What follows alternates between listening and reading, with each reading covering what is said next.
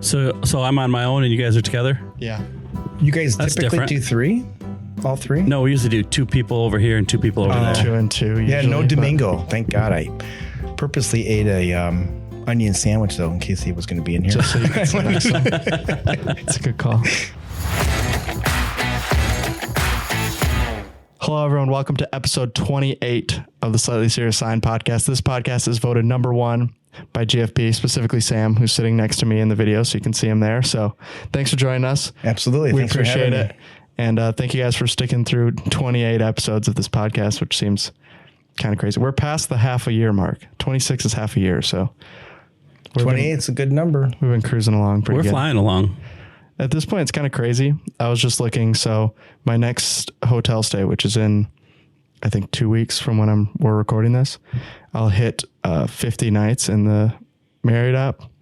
And I don't know what you're at, but I just think together, if we add our nights together. I just looked at mine. I'm at 92. So together, we're at 140 nights, and we're only 160-ish days, 170-ish days into the year. And that's insane. And we made this work. Yeah, and there was only probably, I don't know, 3 or 4 weeks of that were mutual, the same travel. So it's crazy that we pulled it off. I mean, we had to do them separate a few times, but besides that.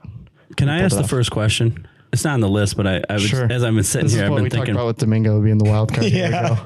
So we got someone that works here too, but I'm asking the audience, what is the socially acceptable number of cats you can have in one house? My take is 1, maybe 2, but what is the socially acceptable number of cats?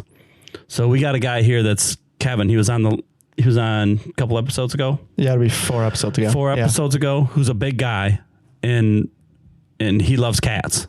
And Sam loves cats too. So how many do you have, Sam? We have 2 now, but we had 5 at once. Yeah, all adopted. Acceptable. 2 might be socially acceptable if there's kids living at home.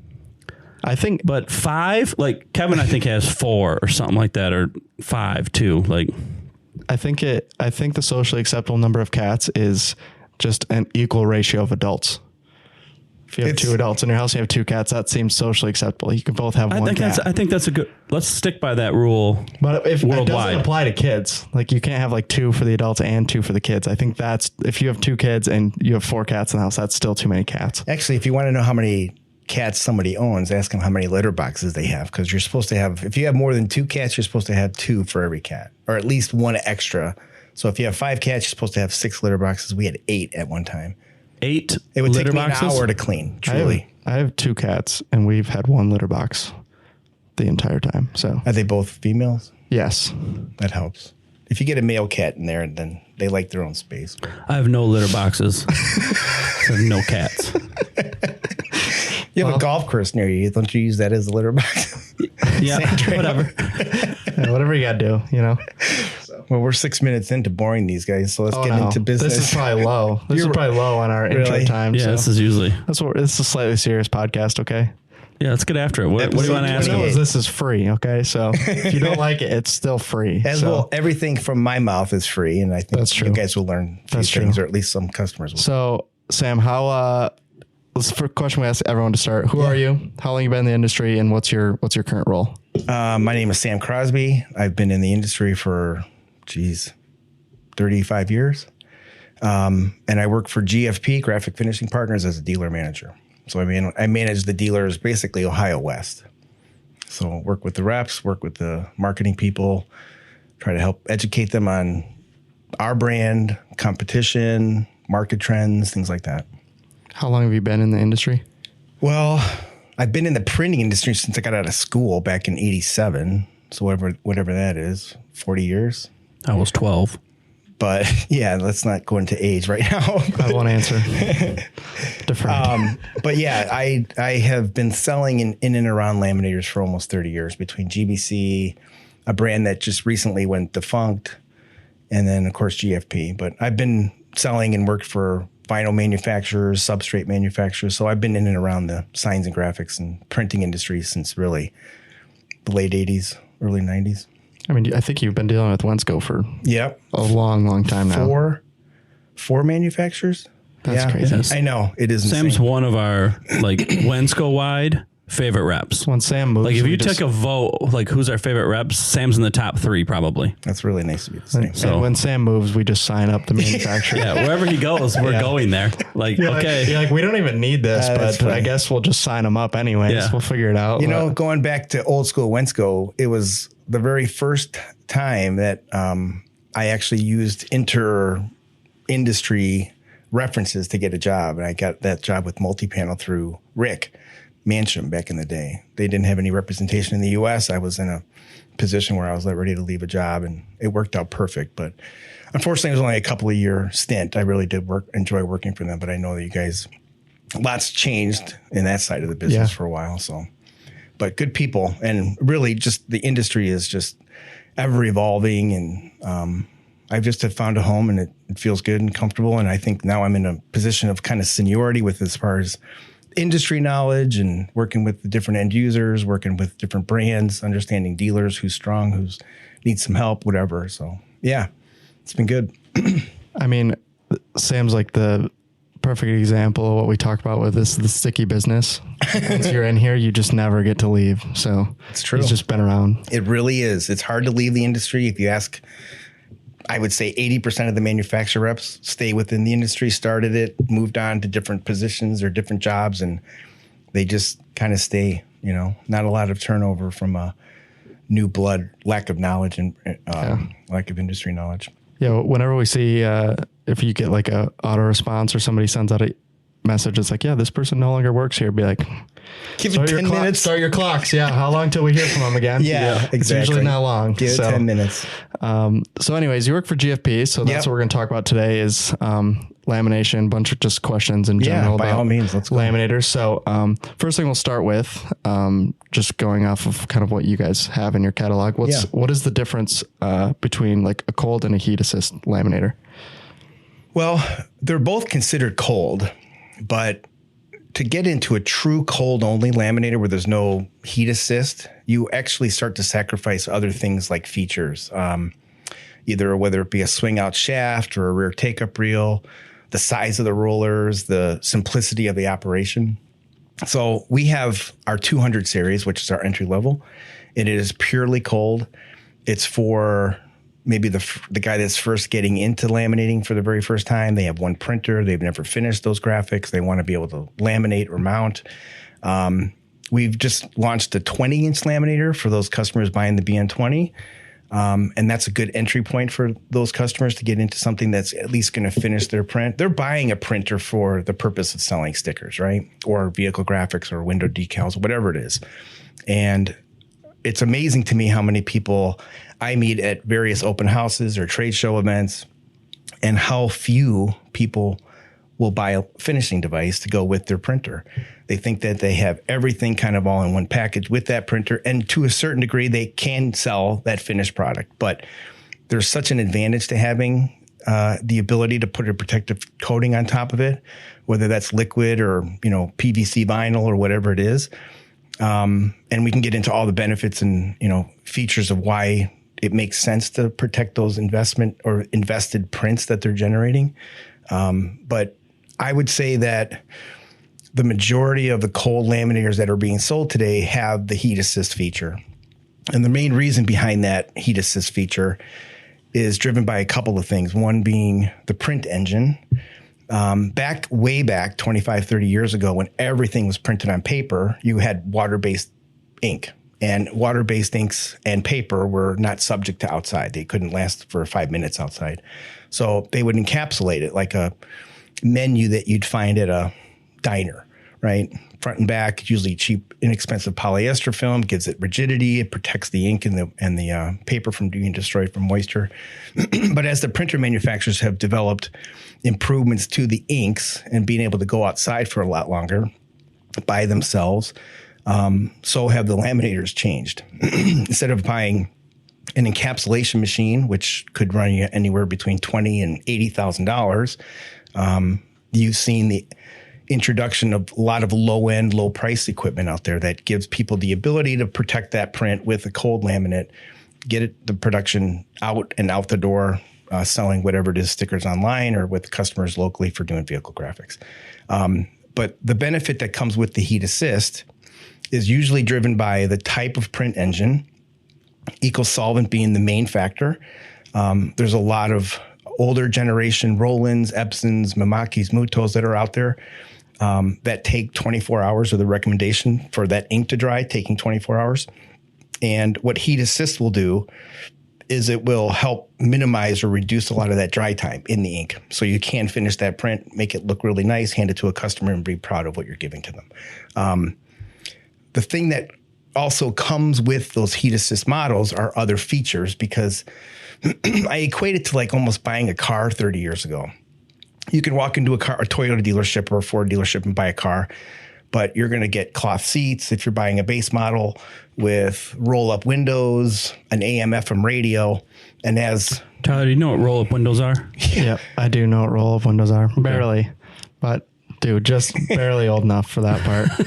Yeah, if you had well a AM/FM clunker radio, actually, to be fair, because that's kind of not super. They're actually talking about eliminating AM radio. That makes sense. Big push by the radio stations to keep that in cars. But as you spend more money, you start to get features like leather seats and CD tracks, or now XM satellite radio.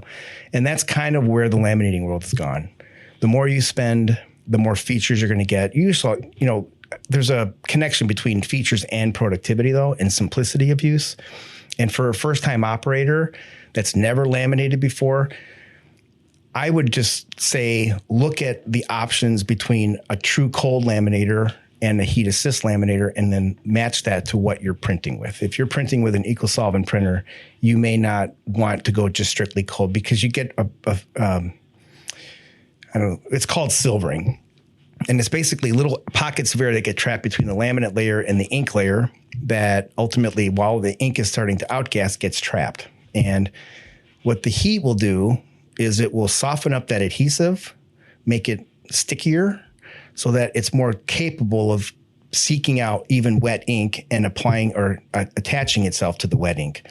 So you may not 100% reduce silvering, but you're going to see a dramatic change in that from just doing, it's almost like applying by hand versus with a mechanical machine. You ever seen a window tint job where somebody tried to do it by themselves and there's all these little pockets of air trapped between the window and the film?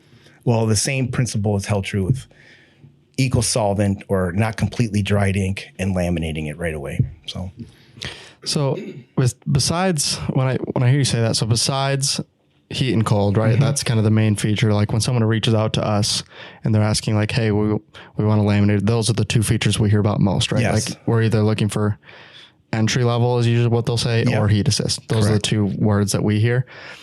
What are the other things that people aren't asking as much about, but maybe they should be in terms of features on a laminator? Those are good questions.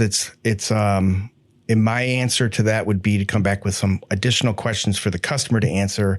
And that is, what are you printing with? How many printing devices do you have? What kind of clientele do they have? Do they have walk-in customers that want to come back in 3 hours to get their finished graphic for their grandpa's birthday party? Or is it a professional shop that's in an industrial park and they're doing, vehicle graphics by the dozens?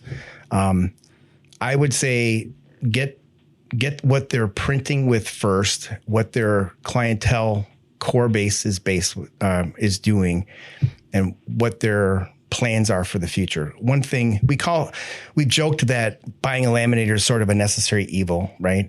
It's adding cost to the investment of a printer, but really what the laminator does is it protects that investment for giving you longer term graphics outdoors, giving a better product. If you look at a print that's not laminated and one that is, 990% of the people are going to pick the one that's laminated because it looks better, right? There's all benefits from that, from abrasion resistance to even how it applies if you're a vehicle installer. If you try to take a piece of vinyl that's not been laminated versus something that's got a little bit body built up with the laminate on the top of it, it makes it just so much easier to install. And of course, it's going to give you chemical resistance. It's going to pop the colors if it's gloss. It'll kill colors if it's a display that's going under lighting. For losing the message, you've got a glare that's no longer going to be there. And really, it boils down to knowing what the customer's business is, and don't get caught just into the trap of buying or selling purely on price, because they may, in fact, I've run into customers here even, they may have bought a 200 or a 300 and they see the 600 or the 500 and they say they didn't realize that I can get a machine that allows me to swing out the arm to simply load and unload the laminator much easier than having to lift 45, 50 pounds of material onto the machine with a shaft. I think with that feature alone, selling the swing out shaft to somebody that's never used a laminator before is a hard sell. It could be overkill. It's like, yeah, okay, I can just take it. It doesn't take that much longer. But if you had somebody that's been using it for like 3 years and they see the swing out shaft and they've been taking it off every time, they'd be like, why have I ever done it the other way? This is the worst thing I've ever done. Exactly. So, but it's so hard, like as somebody that's never used one before, when you're like, yeah, swing out shafts, like, okay, cool. And just like breezes right by them versus somebody that sees that for the first time when they've been doing it for years. Agreed. I think the same with like the rear slitters that you guys get put on your machines. Yeah. We run into that where a customer's just like had that issue, right? They're doing, trucks, right? They're just doing these huge graphics. They're laminating the whole roll and they just get it where it sticks and they're unrolling at the end. It's all stuck together and they've just dealt with that for years. They just thought this is just part of the course. That's part of what you do when you laminate, right? And then they see that for the first time. They'll be like, why did nobody tell us about this? And, so those are features I think on our end that we see are ones that are easy to sell as a second laminator, but much harder to sell as a first laminator. Correct. Because it's an upgrade for people that have been getting into just purely cold or have a base heat assist unit like our 300 is. I know we're going to get a little bit into like what's our most popular models and where we see kind of the trends going. There is a gluttony of Asian product coming across the ocean and being sold under a myriad of different names. There are dealers out west that will sell or bring in their own containers and private label a laminator. There's a lot to a laminator and what makes the cost what it costs. We talked about features, but sometimes it's the simplicity of how to run it.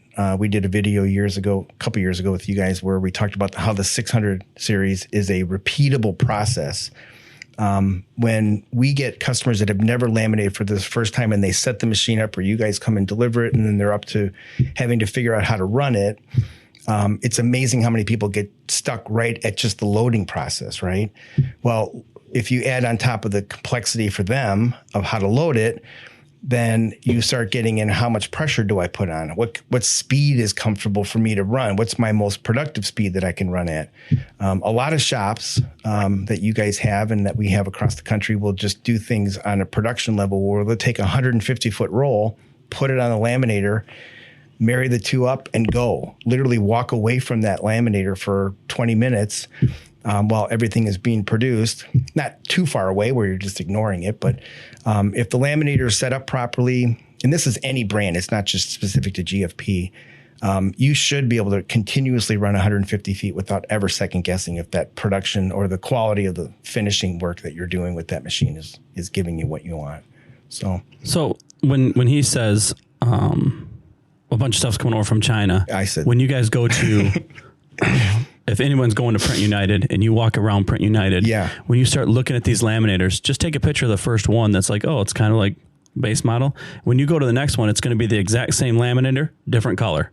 And there's a lot of them. All they're doing is simply changing the color. You'll see a black one, you'll see a green one, you'll see a blue one. Yep. And they're not even changing any features and they're just shipping them and everybody's calling it their own name. I just saw one just recently. Like I knew exactly who else sells that exact same laminator. And so just be leery of it because who's really standing behind it if they're just simply reboxing it. That's what it boils down to. So GFP started up in 2009 by a couple of executives from GBC, which had been around for 75 years and still around, owned by ACO. They wanted to, when the ACO acquisition happened and GBC was no longer going to be a standalone company by itself, there were these two gentlemen, Bob Pryor and Mitch Noble, who decided to try to get a connection with an overseas manufacturer, but yet have input into the engineering of it. So we got Bob Elliott, who was an ex-GBCer, and brought him into the fold to help us design our own equipment, basically using overseas manufacturing for assembly. But we built those machines initially, the 400 series, to be a good machine that could do both entry level as well as production level, with the idea on the long term, or the long-term plan to introduce more models that will give people either a less expensive option or a more expensive option with more features and bells and whistles. And that's where we are today. Bob and Mitch have both since retired from GFP, excuse me. But they left a really good legacy. And if you ask all the employees of GFP today, their years of experience in the laminating world, we would all probably be at 15 plus. So some of us at, like me, 30 years with multiple manufacturers. Our GM has been with GFP since the get-go. We've got our service manager who was with Seal and all these other different manufacturers, AGL, Royal Sovereign. We've just got a lot of combined experience. Now, why that's important is because we know the ins and outs of our equipment as well as other brands.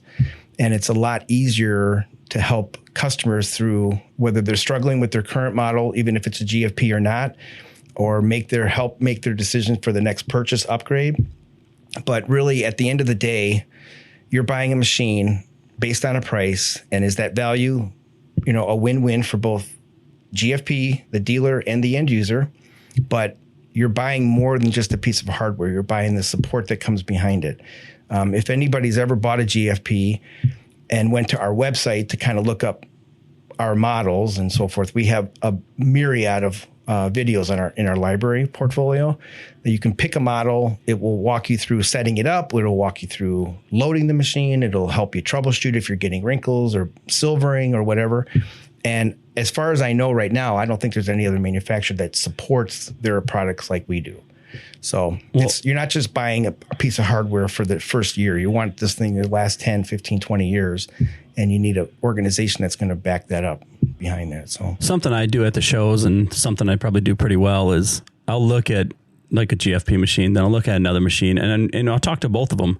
And what you find with GFP is they'll come out with something new, and everybody else say, "Oh, that's stupid." You came out with the bigger roller. "Oh, that's stupid." "Oh, that's stupid." Like, we have this roller, it works better. And then the following year, at Print United, guess what everybody has? Everybody has the bigger roller. Slightly bigger. And the same thing, like, so you can see like GFP's leading the charge when it comes to like, oh, they have slitters. Now everybody, the following year, what does everybody else have? Slitters. Like, yeah. So that's the way I look at it. And I look at it with printers too. Like, they'll talk bad about certain printers, and next thing you know, they're doing the same thing. Like, okay, well, they found out we've been doing this with the DTF machines, which are all new. Like, I'm looking at who's selling them, and then the next show I'm looking at who's selling them. It's not the same people. Okay, we got a problem. Like, right. So, but yeah, yours specifically, it's like, oh, we don't like how the, I think it was the handle turn. I can't remember what it was. And next thing you know, Royal Sovereign was trying to do it, and obviously they failed completely. Yeah, well, they went failed all the way to the. They went from that one handle with the slots to the continuous wheel that would worm gear itself open and close that. Yep. So after they talked bad about it, they went to it, but they went to it too late. They talked bad about it for too long, because now they're literally nowhere. Yeah, they are. So just speaking to what you just said about in terms of the experience that your team has, I had a situation where I was in a shop that had a laminator I literally had never heard of. And I called you actually originally and was like, what do I have no idea who to call. Like, I'd like to help these guys, but I don't know what to do with it. And you said to call Sam. And they're like, just call Sam. He'll probably know how to do it. So I called him. I was like, hey, here's the model number. Here's what's going on. He was like, oh yeah, just do this, and this. It'll probably just work fine. And obviously not your laminator by any means. You might not even remember the story, but it was wound backwards, right? Yeah. So it was another brand of vinyl that we don't sell. That's right. Which also you can still fix that. And yeah, they send them on the rolls, reverse wound. So you have to set it on the machine differently, and they couldn't figure out why it wasn't working the same way, because you have to put it on a little differently. But literally, I just called you and you were like, yeah, just do this. It'll work fine. And then they did it and they were like, yeah, it worked perfect. Like, sweet. I wouldn't have had any idea, but that gives you like an idea, like not even your equipment. Yeah. And you basically immediately knew, one, what machine I was talking about, and two, immediately knew what the issue was. Right. and they couldn't even get a hold of support from who they bought. I from. do remember So- this. I remember it really clearly. It was So somewhere. I think just they out there. actually have a GFP now. They do have a GFP now. Yeah, I'd have to double check. We got that piece of junk out of there. Yeah, put a new one in. It was already. I mean, they had also cut into the roller, so that made it a lot. It's really easy to sell a laminator when they cut the rollers. Wow. Yeah, I mean, ideally, as a good business person, don't cut your roller. But if you do, we don't mind. Yeah, we love to sell you. We sell you a new one. I mean, we'll talk about. So that's a good transition into rollers in general. It is. You have the entry level machine and your higher end machine have two different types of rollers, correct? Can you explain why there's a difference and why one is better than the other one? Well, those are really good questions that don't come up very often. But when they come by our booth or they come to an open house here at Wensco and they see two different models and one has orange rollers and one has gray rollers, in our line, our silicone infused rubber are going to be gray rollers. And those are more expensive to produce. They last longer. They're easier to maintain as far as cleaning them up, removing adhesive if you get adhesive stuck on it and so forth. But they're also more expensive if you wind up having to replace it, 10 years down the line. But we use that for the purpose of having, it's a term called durometer, and it's the firmness basically of the roll. And depending on, there's been so much an advancement with the medias and the inks and the type of printing like UV, where you're almost building up the ink on the surface, unlike EcoSolvent where it kind of brandishes it into the vinyl and creates a flat feel, or latex or whatever. But the silicone roller in our lineup is going to give you more conformity to an uneven surface. So if you're doing reflective film, which has lenses in it, if you're doing UV printing that has built up texture, if you want to laminate something that was created for a braille application and just give it protection from fingerprints or whatever, those silicone rollers are going to give you more conformity in conjunction with either a better film, like a cast overlam, or a little bit of heat. Now, it doesn't mean that if you have a natural rubber roller from us, which is our 300s and 200s, that you can't do UV printing. It's just you're going to need to probably turn on that feature of that heat assist, which you can't get from the 200, but you can with the 300. I also heard UV run it twice. Have you heard that? To laminate it twice? Yeah. With the one film on top and then run it through with just that single ply? Yeah, turn the heat up. I haven't heard that, but I just heard that recently. I thought it was hogwash. Seems really cumbersome. But I heard it from a manufacturer. That makes sense. Maybe they have a crappy laminator. But they're not laminating it with 2 layers of film. No. Okay. They're basically running it through high heat and then running it through high heat again. Just rerunning the whole roll right back through high heat. Weird. And I haven't heard that. Specific to like layered UV. I won't say the name of the company, but I thought it was hogwash. And then I'm like, well, then I thought about it for a second. Maybe they just sell a crappy laminator. And they might. Could be. Or they could be, the as important as the laminator and the quality of the roller is what you're laminating with. There's, as everybody knows, a myriad of different calendared laminates out there, right? It did look a lot like all those Chinese models. Could very well be. Like the same. And the size of the roller matters.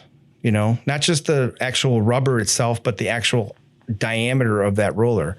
I won't name the name, but there's machines out there that are as expensive as $80,000. If you look at those main rollers, you're talking 10, 12 inches in diameter. The bigger the roller, the more steel or aluminum you got to build into that roller, the more surface you're going to have with the coating that's on it. But you can also typically run faster with less need for dwell time when you are running heat, because the film has stayed with that film or that roller longer.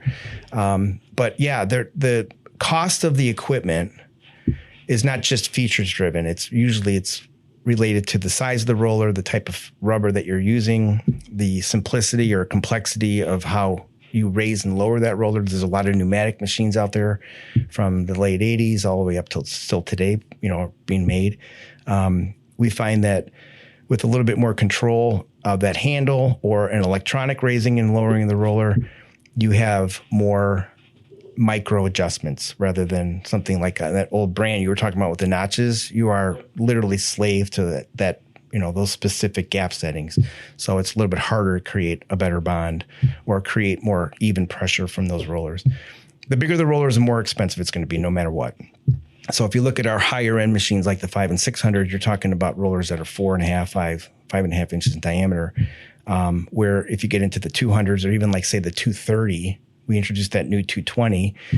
Those rollers are 2 inches in diameter, but it's got to be relatively inexpensive to get into those models. And the only way to really cut back isn't so much to try to eliminate features, but it's to make those the main core of that machine less expensive. Rollers typically are about a third to a quarter of, or a third to maybe 40% of the cost of the machine. That's what we've seen that's why we're talking about people cutting into them and usually replacing them, is because especially on the heat assist ones, the cost to replace some of those is so high that if you've already had it for like 5 years, you're like, am I going to spend this much to replace half my machine, or am I going to just get a new machine? Because then I know it will work. So that's usually how that comes about if you have a heat assist one, or you have one that you got from another manufacturer that we've been joking about this whole time, that they don't even make that model anymore. So that happens frequently. So there's a lot of used equipment out on the market, and even some dealers will take in trades and then try to resell those units. We take some in, especially if they bought it from us and they want to upgrade. Most of the time we'll give them a fair price to send swap it back towards something. We've even brought some. We've bought some back that had slit in their rollers. Yeah, knowing that we've already bought another one that has some mechanical issues, and then remake and resell. Yeah. Well, I think what you can see from our used equipment that I think is interesting is the used equipment that we take back is equipment that lasts the longest. That's the whole reason it comes back, right? If you went through our used list right now, there's really going to be, there might be 3 brands on there, but honestly, there's probably 2. It's probably only Roland and GFP. Yeah. No GrafTech. So GrafTech would be on the list, except they also last so long that we don't even get them back. Right. they don't even want to give them, the cost on the equipment is so low that like our buyback prices, they might as well just have a backup. So with them, it's the same thing. Like they just last forever. Yeah. I would say that's the case with most of the equipment that we have is used. Like if you see it as used equipment on our site, just know that equipment's going to last forever. That's the only reason we're buying it back. So I say that to you guys, obviously we already talked about that with Roland's podcast, but we've had, I would say in the last year, ever since our main competitor went under in September. Besides the influx of those dealers coming to us and having the product, what we've really seen is a lot of 20-year-old models being turned in or discarded or being added to, and they're using or relegating it to doing a single function, right? That is one, if I can drive one message home, and that is for any production shop, because you own a laminator, don't think that that's the end of the story. Yep. They might have 4 printers and they're investing in, gel ink with the Colorado, or they're getting the latest, Roland or Muto or whatever. If they've got multiple print engines, they're forcing a lot of vinyl and other products through a finishing device, whether it be for a work table or they're doing roll laminating or whatever it is. If you change your film over often, from gloss to matte to cast to calendar to 60 to 54, it really does, at the prices that you're being asked to pay, it makes sense for people to have a second, maybe even a third device. I was in a shop today, they bought a second laminator from you guys for the very purpose of having their 4 Epsons run their vinyl through those laminators, and instead of tying it all up through one machine, they can get twice the productivity, and they're talking about a $7,000 investment. It's not a huge ask. A big one with that one, honestly, is even if you just have 2 applications, right? Like we have a customer, like a perfect example of this, right? They run 1105 and they run 2105 Avery, right? So they run cast and they run calendar. Yeah. And they only run 2 laminates. They only run gloss, right? But the cost to swap them out is relatively expensive. Like we're talking, you're losing a couple feet probably every time you swap them. We say 15%. If you change the roller over more than twice, you probably are putting about 15% waste factor into your build costs because of the leader and the tail that you have to get it to exit the machine, depending on the operator, how experienced they are, if they're able to do it really quickly. And there's ways. We have videos that show people how to web the material. I show people how to do a different method. And it's really what, makes sense for whatever the customer feels most comfortable with. But if they are changing that film over more than twice, they're probably wasting about 15 points, 15% of their cost. So $1,000 wrap kit, you're talking $150. That's a lot of money. Yeah, every time. You can justify a cost of a laminator really quickly. Yeah, at $150 a piece. Yeah, I'm kidding. And time too. I mean, we've talked about this 100 times on this podcast. Time. Like, yes, it's such a forgotten thing. Like, your time is valuable. I mean, we've said it 1,000 times. Like we talk about it even in the sense of when you go home, like the things that you do at home, like, can you pay someone to do it? And is your time more valuable than what you can pay someone to do it? Because there's people that can do things better than you. Of course. Or faster than you. Grass. That's exactly. Some people love being outside and raking and mowing themselves, but all of our neighbors pay somebody to do it. I enjoy doing it, so I go out and do it myself in the summertime and the fall, but I don't like doing it. Same principle behind it. And my yard takes a long time. A lot of it's my fault. Like, I was stupid. Like, that's not great. I planted an orchard in the back, like 15 trees. You should plant them in a row. Anybody else that's going to do this. There's a reason they do it. Not random like I did. Because it takes you 3 times as long to mow when they're not in a row. Oh, I thought you were going to say pick up all the fallen fruit and stuff. No, we don't shoot those to the mower. Yeah. Well, actually, the deer eat them all before. But back to that, it's your time. Like if I spend 2 hours a week or 3 hours a week mowing, what else could I do with it 2 or 3 hours? No doubt. Or I have to hustle home. I have to get this done. So yeah, time is valuable even in your shops. Like, I was just listening to a business guy saying he works 3 full-time days. So he works from like 5 to noon. He considers that a day. Like, so he's cramming everything into one day. And then he works, 12:30 to 5:30. He's cramming all that into a day. And then 6 o'clock to midnight. So he says he works 3 days to everybody's 1. Jeez. But the reality is it's a good concept where he's cramming everything into a shorter day and then starting another day. And I don't know if I can do that. I try to do that sometimes. Like, you get up at 3. You're the hardest working guy in this industry. I guarantee it. You probably can't see this, but my watch says 5:48. That's PM for you guys that are here. We literally started recording this it was after 5 already. After that's how it works here. So I came from Milwaukee this morning. Right. Yeah, literally got off the little, what do they call that thing? The Lake Express. I took the Lake Express from Milwaukee to Grand Rapids. Yeah. And then came here and we literally started recording. He was here literally less than 5 minutes and we were already recording. Right, so that gives you an idea. Got an engine like no one else. Yeah. So yeah, your time's valuable. If you have one, it might be worth looking at. It is. It really is. But I mean, we've covered, I think exactly 2 questions of the 8 I have on here, and we're 40 minutes in. So we'll do these last couple ones. We'll probably have to do a follow-up episode at some point, which is good. I mean, we can be shorter with the answers. Well, you're coming back sometime, Sam. Yeah, that's true. It's not a one-time deal. Yeah, that's true. Minnesota, you can come back. Minneapolis to Grand Rapids. We'll try and plan it a little better next time for you. But so let's go through, like you talked about earlier. What's the current like GFP lineup look like now? If you want to, I think we probably covered most of them, but just to give the full rundown. When we got started in 2009, we launched a 55 and a 63-inch version of the 400 series. Why we started at the 400, I don't know, but it made sense at the time. We split the 400 into the 300 and the 500. The 500 looks more like the old 400 does. It only comes in a 63-inch width, but we made a more affordable version of the 400 by making the 300. We did take away the silicone roller and gave you a natural rubber roller, but we made it bigger. We put the heat assist in it. And it's our most popular model. And it's primarily because it's available in 2 sizes, 55 and 63, the price point. But for those customers that with Roland's or Mamakis or Mutos or EcoSolvent printers, they can do the heat assist with those units. Plus, and the one thing that doesn't get spoken about enough, in my opinion, is the rear take-up rail for doing a true roll-to-roll. If you have a 300, you can go roll-to-roll, whether that's anything more than like 15 feet, and you've got your graphics rolled up onto a core, slide it onto the shaft, feed it through the machine, marry it up the laminate, and everything will come out the back end re-spooled. It allows you to take it over your plotter. If you're doing 500 stickers, it makes weeding it and die cutting it so much easier if it's all in one rolled up tube. If it comes out the back end and you got to roll it up by hand, or it's going to hit the floor, it's more than likely going to collect dust, or it can get kinked. And it's a much better system for doing anything more if you've got prints that are 15 feet or longer. If you're doing sheet fed, and all of our machines will go roll to roll from the 300 up, but if you're doing sheet fed, which most entry level customers are doing, they're hand feeding one print at a time.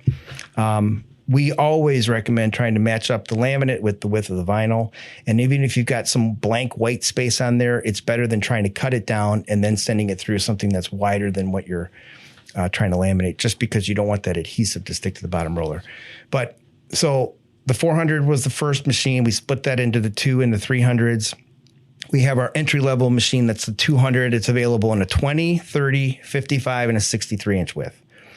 And one of the comment I would like to make, most printers are 54, but most companies that buy a printer, unless it's very specific and they know they're not going to vary from that decision, most people upgrade down the line into a 60-inch printer. So what we suggest, especially if you don't plan on investing into more than one printer at a time, is buy a machine, a laminator for tomorrow rather than for today. It's about, on the 200 series, it's only $600 difference. And you're going to get a machine that can allow you to grow into it with the width. That's what's nice about the 200. There's a lot of variations. The BN20, I don't know if there's a still 30-inch Roland being produced. Yep, that's G. Yep. So you've got a machine for that. You've got the 55 and the 63. The 300 comes with the heat assist and the rear take-up reel, and you've got a 55 and a 63-inch version of that. But you're talking about base models where you got removability of the shafts to load and unload. There's no slitters. There is the take-up reel on the 300.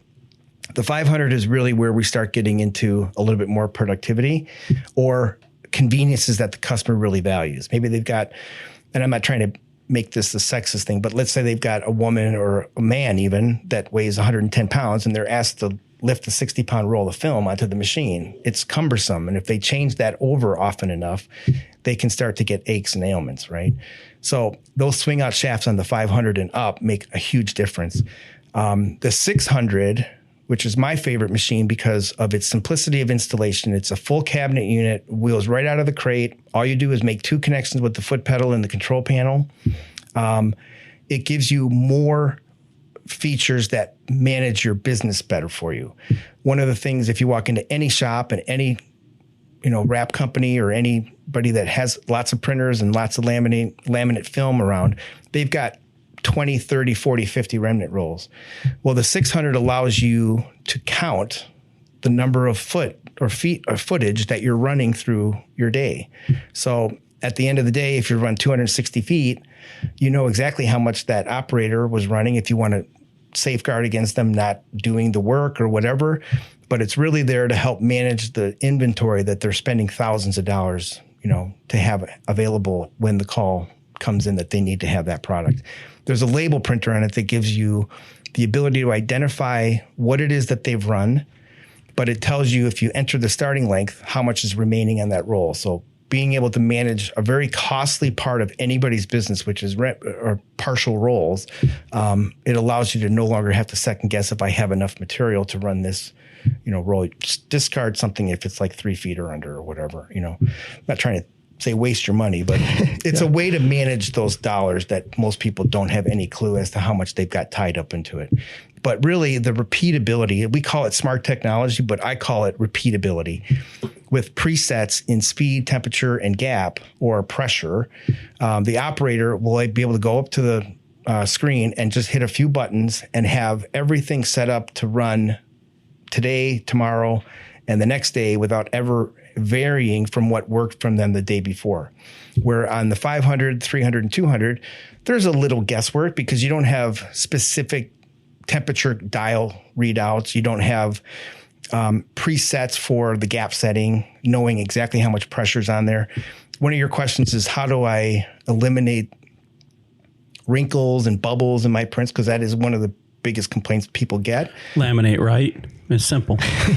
Use your machine correctly. It's simple. Or go to our website or YouTube. We have a really good YouTube channel as well, if you haven't been there. But, it's usually from overpressurizing the rollers or not webbing the material properly in the very first place. A lot of people, I think, throw around the term user error too freely. It can be a machine issue. There's no doubt about it. If you overpressurize the roller, you can cause that product to go through the machine and cinch up in the middle, almost looking like a boat had passed right through the center and left a wake in its path, right? Or if you have bubbles on one side and you're getting nice flat productivity on the left side, there's a really good chance that you might need a nip adjustment. And a nip adjustment is not uncommon. It's not a broken machine. We make it really easy to make a nip adjustment because it is a worm gear, and all you have to do is disengage those gears, turn your bottom horizontal gear left or right. You'll see the roller literally go up or down, and you want to get an eye view of matched gap when you have the roller separated. If you're in warranty, we cover all of that. There's no need for you to, freak out and think you're going to have to wait 2 years or take it upon yourself to fix it. Wensco, I'm sure, will step up and there's many times we've went out and done a nip adjustment, and people almost feel bad because you go in, you walk in, and 15 minutes. Yeah, 10 minutes later, we've got it running perfect. Right. They're like, well, and that was counting rerunning the roll. Like we had it fixed in 5 minutes from time, but the reality is what you don't know, you don't know. And, and we've obviously seen a lot more of them than they have. And nip adjustments are not complicated, but they're a real big cause for a lot of customers to be frustrated because maybe the installing dealer never calibrated the rollers. Not every machine needs to be calibrated. Not here, Sam. I know. Not here. I know. That's the guy across town. Well, in all honesty, this is the truth. There are a lot of dealers that don't have service personnel, right? So when you're making a decision, if you've decided that GFP is the right machine for you, I would talk to, the guy that's going to be able to, or who's going to properly set it up, make sure that the rollers are true, come out, show me how to operate it. We've had more calls into our service department because someone doesn't really know how to access some of the information like webbing tips or wrinkle tips that we would have on our website. But they call our service department saying, I just got this machine. The dealer really didn't show me much. They just said, go to the GFP website, right? Well, they want somebody to kind of hold their hand a little bit more. And that's really where I think we excel. And it's not because of the need to fix our machines out of the box. It's just that there really isn't a lot of great support, either from the number of people or the corporate bureaucracy that might come from a really large company, that it's tough to get a hold of somebody to give you a quick answer. And we're there on the ready. I mean, I don't remember the last time something took longer than 30 minutes to get back to, whether it's a service call or a sales call, somebody's going to be on it right away. So, pressure comes down to the right setting, or wrinkles and bolt wakes and things like that come down to the right setting and making sure the rollers are true.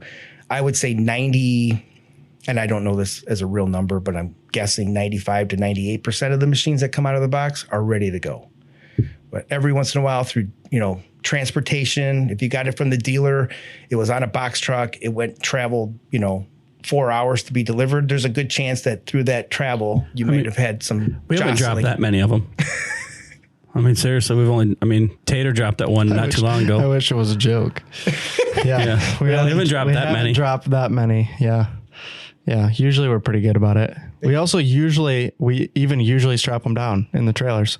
Not all the time. Sometimes you get there and they're sitting in the back of the trailer. You don't know how it got there. Or so if that's the case, that may have happened. Or you get there and you don't even have to worry about it. The back window's shattered right open. Oh, I don't think that was a GFP, but yeah, that has happened before. So if you're buying brand new, I would say talk to your dealer, give them an order for a roll so you have something there to practice. Don't worry about you getting immediate work out the door right away. You'll be able to, by the time that they leave, the dealer leaves, you'll be able to produce product. But it's pretty safe to say if you're struggling with your laminator, you probably didn't buy it from us. Yeah. To be fair, we're pretty good at it at this point. We've been selling GFP a long time. So yeah. And we just invested some time with your service team to make sure that they're going through the checks and balances. Yeah. Yep.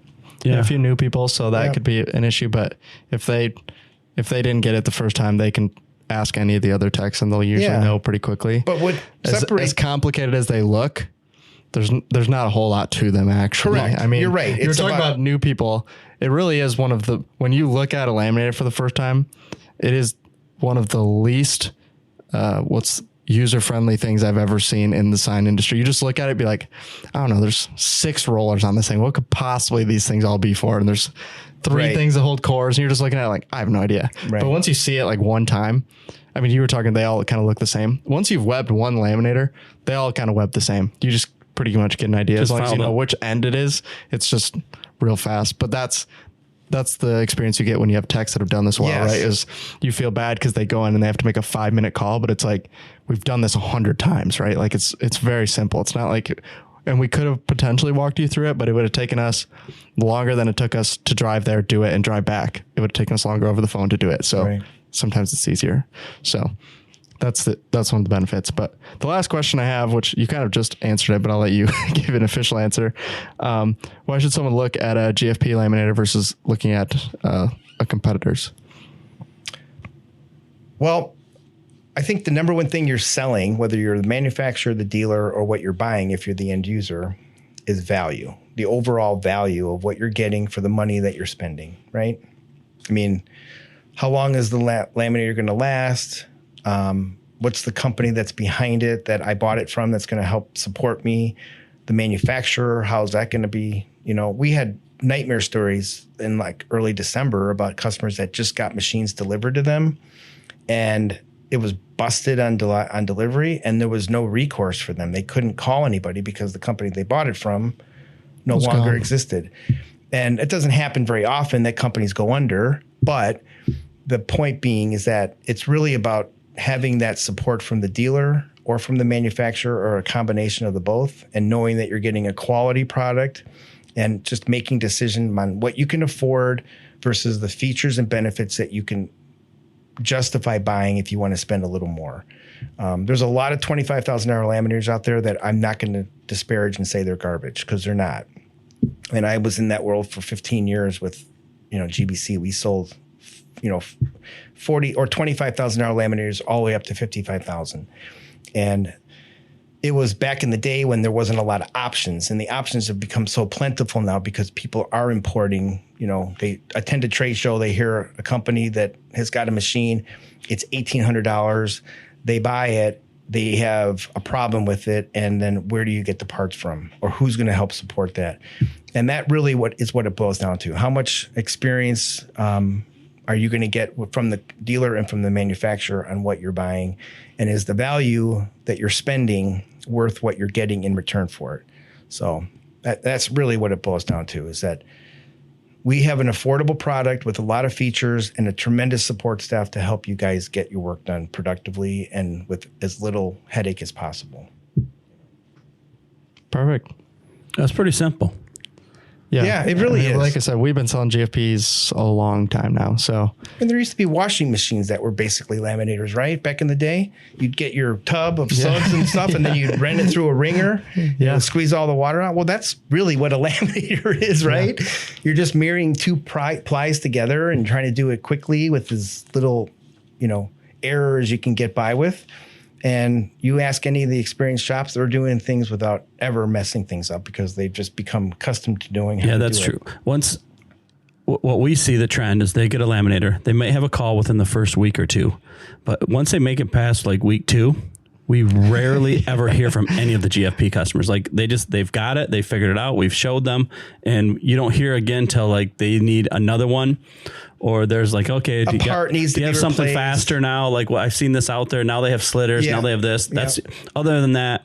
Yeah. Even parts, we rarely have, like in comparison, we rarely have repairs for them. Like they just continue to run. You don't worry about greasing things up. If you are really concerned about chain lubrication and gear, greasing and all that kind of stuff, we can certainly walk you through that. But these are meant to give you 15 years of productivity, if not longer, if you take care of it. A little less if you don't. But a lot of times that people upgrade within that window of 10 to 12 years, they're usually doing it because they want today's greatest features, right? And not because it's not working anymore. Correct. Yeah. Yep. Which is, we talk about rolling over, same thing, right? We're buying machines that are super old because they're like, yeah, this one still works, right? But it's probably time to get a new one, right? It's not like I need one. It's like, it's probably time. Yeah. Like it just happens sometimes. So anyways, I think that's a pretty good summary. Yeah. So. It's an overview. We can get certainly more deep into the woods, but those are conversations at open house events. There's probably still 5 questions. We can probably tag their YouTube channel, all that stuff on here too, can't we? Yeah. For sure. Yep. Rick will get it in the in the Thanks, Rick. description, the product description. He's not even here. We can't yell at him. No water got spilled during this episode. So Yeah, he was pulling out as I was pulling in to get my day started. Well, now that it's 6, you got 6:30 even. So anyways, we successfully had our new longest episode. So thank you, Sam. Sweet. 55 minutes. I don't normally run at the mouth, although I can. I don't normally. Yeah. So it was, but it was good. I mean, hopefully. I mean, if can you're I still throw here, my name and number out there again? Yeah, sure. So if you guys have any questions about GFP in general, I'm happy to take phone calls. My name is Sam Crosby. You can reach me at sam.crosby@gfpartners, that's plural, llc.com. Or you can call me on my cell at 612-414-4335. Our 800 number if you want to just check stock, if you want a brochure sent to you, if you need a direction to our website, whatever it is 800-986-2005. We have the best customer service department in the industry, bar none. Besides Wensco. Yeah, second to Manufacturers. Manufacturer. Okay, that's better. But if you have questions, you can also reach out to Wensco, and we'll either get you in touch with Sam or we'll get you in touch with the sales rep who can then get you in touch with Sam too. So whatever's easiest for you guys. If you're not, unfortunately, out of Wensco's territory and you're listening to this podcast, first, I'm sorry. And second of all, get a hold of Sam. Come see us at Print United or at Wensco's open houses. They all start in the month of September. Perfect. I mean, this will be, this will come out probably right before the open houses. I probably should have been promoting the open house in these. Dang it. You guys do a good job of that They're stuff. coming up soon. I got email blast. All right. Thank you much. Thank you guys for watching. Take care, see you in the guys. next episode. See you. Bye. Bye.